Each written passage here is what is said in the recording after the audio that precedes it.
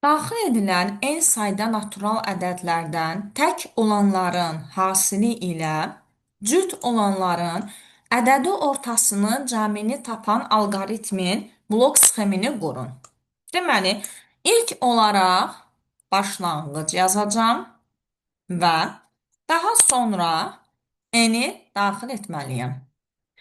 Eni daxil edəndən sonra nələri qiymətini girişə verməliyəm. Bu cür yazacağam. Nələri girişə verirəm?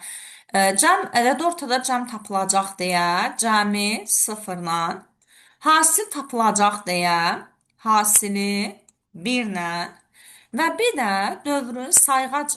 dövrün getməsi üçün bir sayğac əlavə edəcəm. i1-dir.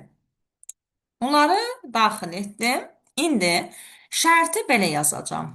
İ-nin qiyməti n-dən kiçik bərabər olduğu müddətdə. Əgər biz bu şərtə hə deyiriksə, bir ədəd daxil edəcəyik. Bir A ədədi daxil edəcəyik. Və daha sonra A-ya şərt qoymalıyam. Əgər daxil edilən A təkdirmi, yoxsa cütdürmü? Onda belə yazacağam.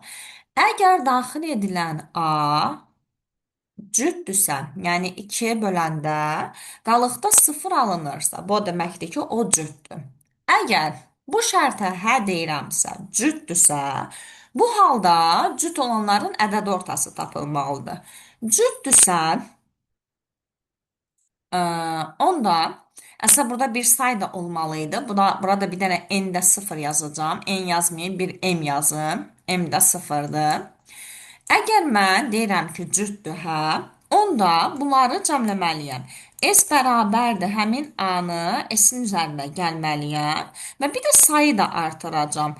M də bərabərdir, M üstəgəl 1-ə. Bu M cüt olanların sayını tapacaq, S də onların cəmini tapacaq. Yox, əgər bu şərtə yox deyirəmsə, bu deməkdir ki, girişə verilən A təkdir. Təkdirsə onların hasili lazımdır. Təkdirsə əgər, onda hasil. H bərabərdir, H vurulsun A-ya. Və bunların hər ikisi birləşəcək və dövrə geri qayıdacaq. Sadəcə dövrə qayıdan yolda i-ni də bir dənə artıracağam. i də bir dənə artır və gəlir bax bu şərtə.